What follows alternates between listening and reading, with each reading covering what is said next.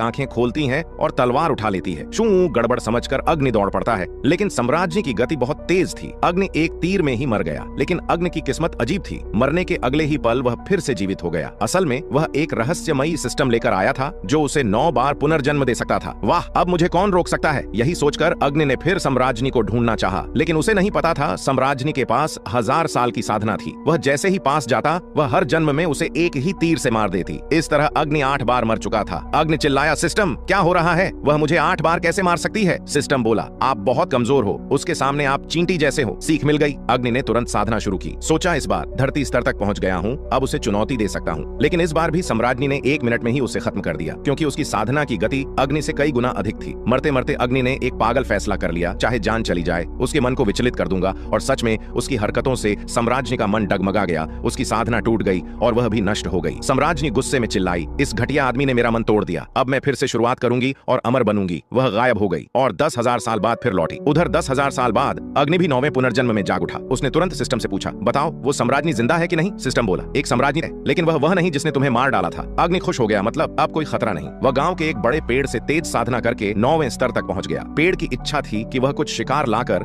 गांव वालों में बांटे। अग्नि शिकार लेकर लौट रहा था, तभी एक खंडहर में उसे एक खूबसूरत लड़की दिखाई दी। लंबे गोरे पैर। वह खुश हुआ, मुझे मिलेगी शायद। पर अगले ही पल उसे पता चला वह वही सम्राज्ञी थी जो 10,000 साल बाद पुनर्जन्म लेकर आई थी। अग्नि घबरा गया, सिस्टम तुमने झूठ बोला। सिस्टम बोला, नहीं नहीं, वह अभी बिल्कुल कमजोर है, ताकत नहीं है, तुम्हें मार नहीं सकती। अग्नि मुस्कुराया। उधर सम्राज्ञी भी जागी और सोचा, जिस आदमी ने मुझे 10,000 साल पहले चूमा था, अगर वह मिला तो उसे काट डालूंगी। पर उसे याद नहीं था कि वो आदमी अग्नि ही था। अग्नि उसके सामने आकर बोला, हेलो सुंदरी बहन। पर सम्राज्ञी ने उसे नहीं पहचाना, बस खतरा महसूस किया और हमला कर दिया। अग्नि ने एक ही वार में उसे बेहोश कर दिया। वह उसे मारना चाहता था, लेकिन उसकी तलवार में मालिक की सुरक्षा शक्ति थी। अग्नि उससे उसे जरा भी चोट नहीं पहुंचा पाया। फिर अग्नि के दिमाग में एक और गंदी तरकीब आई, इससे शादी जैसा रिश्ता बनाकर इसे बांध देता हूँ। वह बेहोश सम्राज्ञी को गांव ले आया, शिकार बांटा और एक कमरा बनवा लिया। लेकिन वह उसे बदसूरत देखकर डराना चाहता था ताकि वह खुद मर जाए। जैसे ही वह कोशिश करने लगा, सम्राज्ञी जाग गई और एक मुक्का मारकर अग्नि को उड़ा दिया। वह भागा भागा सिस्टम के पास पहुंचा। सिस्टम, इसकी ताकत वापस कैसे आ गई? सिस्टम, मुझे भी पता नहीं भाई। सम्राज्ञी पीछा करते करते पहुंची तो अग्नि ने अपनी असली शक्ल दिखा दी। उसे फिर भी अग्नि पहचान नहीं आई। ये आदमी मुझे जाना पहचाना क्यों लग रहा है? अग्नि बोला, क्या परी दीदी किसी को ढूंढ रही हैं? शायद कोई काला, चेहरे पर तिल वाला, बहुत ही बदसूरत आदमी। सम्राज्ञी चौंक गई, तुम्हें कैसे पता?